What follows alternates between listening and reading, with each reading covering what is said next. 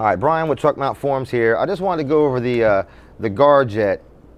Now, we've had a lot of complaints that the lance is too heavy. I mean, honestly, it's a very versatile product. You see on the back of the box that it shows many pictures of things that this thing can do.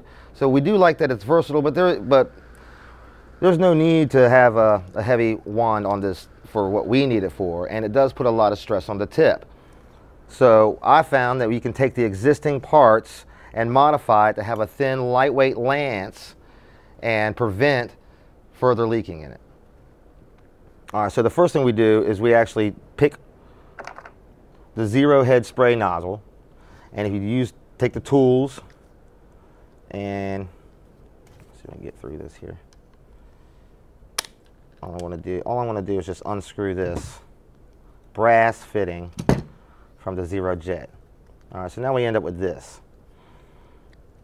All right, so now you take the wand, and now the hard part is going to be actually getting this released. But if you just take your time and wiggle it, you should be able to release it from here. Now here, this is the one that I've taken from here, and as you see that there's actually 3 notches that contain that probably has some sort of sealant in it. So if you're able to release that, you'll be able to pull this part completely off. Now this is the part we want to use. There's no need for this part anymore. So we take this part, go ahead and slide this down to loosen that up. Slide this down almost to the very end here, and that's where this will come into play. I like to use a little bit of Teflon tape. Just put a little bit on here because we're actually putting brass into plastic, so this will help seal it some. Now you see this is already somewhat, this is not actually threaded, so it'll take a little bit to get this on straight, but it does start fairly simple. You just want to make sure that it's not crooked, or your lance will be crooked. So we just start, make sure that it's nice and straight, and then begin threading that in there. All right. All right, then we just tighten that up, and there you go.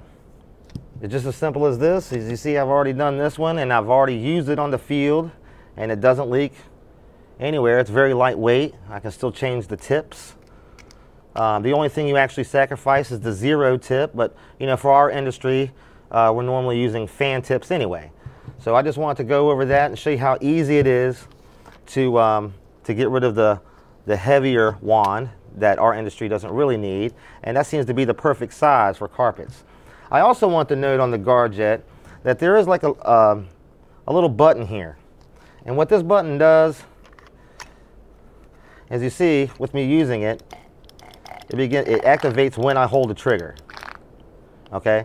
Now if this button is pressed, you hold this down for 3 seconds, and you can see the lights flash. All right. Now when I press it, it stays on until I press it again. So it doesn't work like a trigger anymore. It works like an on and off button. So if for some reason your guard jet is actually doing this and not cutting off on its own, that's the problem. Is you just easily reset it again by holding this down for 3 seconds. And it's back to normal. All right, so I hope that helped everyone. This lighter lance is going to take a lot of less stress on this head right here, and make it last a lot longer and not leak. We've been having a few of these leak right at the head, and that's because when we use it for carpet, we're waving it around and we're loosening this head with this heavy lance. So I believe this will actually help lots of people, and you can see how easy it was for me to make a simple lightweight lance. So I hope that helped. Again, this is Brian with Truck Mount Forms. Have a great day.